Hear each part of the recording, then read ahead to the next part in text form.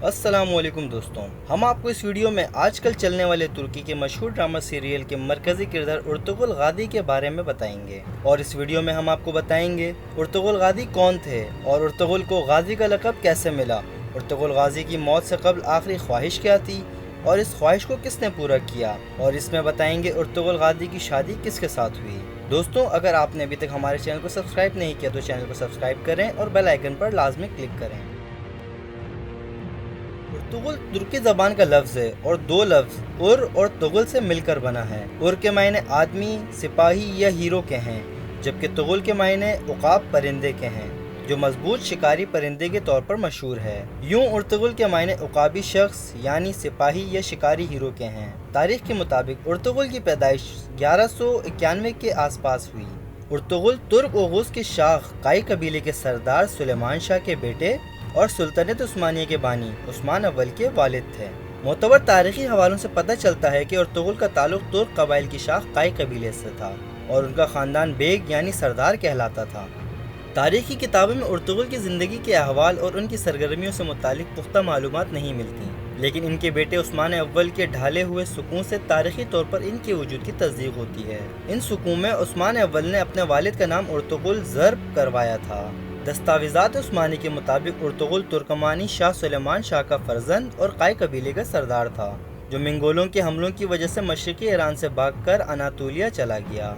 उस्मानी दस्तावेज़ात में उर्तुगुल का नस्ब कुछ यूँ मिलता है: उर्तुगुल बिन सुलेमान शाह बिन कुंजल बिन कायल बिन कोकल बिन सारकूकल बिन काई काई कबीला इन्हीं से मंसूब है।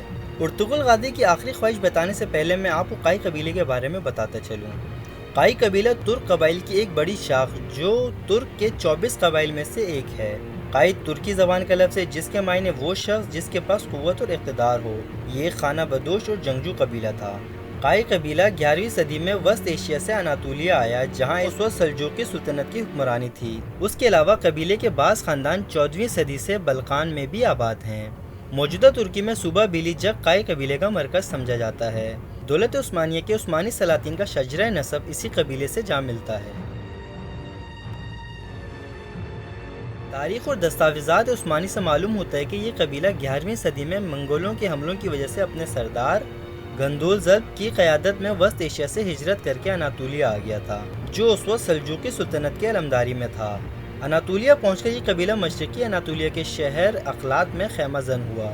अगले साल उसके सरदार गोंजालब के दरियाए दजला में डूबकर मौत हो गई। उसके बाद उनके बेटे सुलेमान शाह कबीला के सरदार बने। चंद बरसों बाद दरिया पार करते हुए उनकी भी मौत हो गई, जिसके बाद उनके बेटे उर्तुगुल कबीला के सरदार बने, जो सुल्तानत उस्मानिया के बानी उस्मान अव्वल के वालिद थे।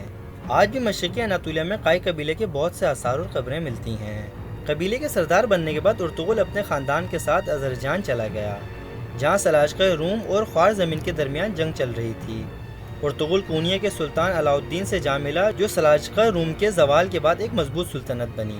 तारीख़ में ये मालूम होता है कि ये ख़ानदान तकरीबन 1229 में अखलास से हिजरत करके दरियाए दजला को पार करके कोनिया चला गया था। फिर सन 1299 में उर्तुगुल के बेटे उस्मान अव्वल ने अनातोलिया में सुल्तनत उस्मानिया की बुनियाद रखी, जो तकरीबन 600 सालों तक सबसे बड़ी सुल्तनत रही। उर्तुगुल गाजी एक बहादुर, निडर, बेखौफ, अक्लमंद और दिलेर ईमानदार सिपाही थे, जो सारी उम्र सल्जूकी सुल्तनत के वफ़ादार रहे। सुल्तान अलाउद्दीन ने उर्तुगुल की खिदमत से मुतासिर होकर उनको सोगूद और उनके नवाह में वाक़ दूसरे शहर बतौर जागीर अता किए और साथ ही सरदार आला का ओहदा भी दिया।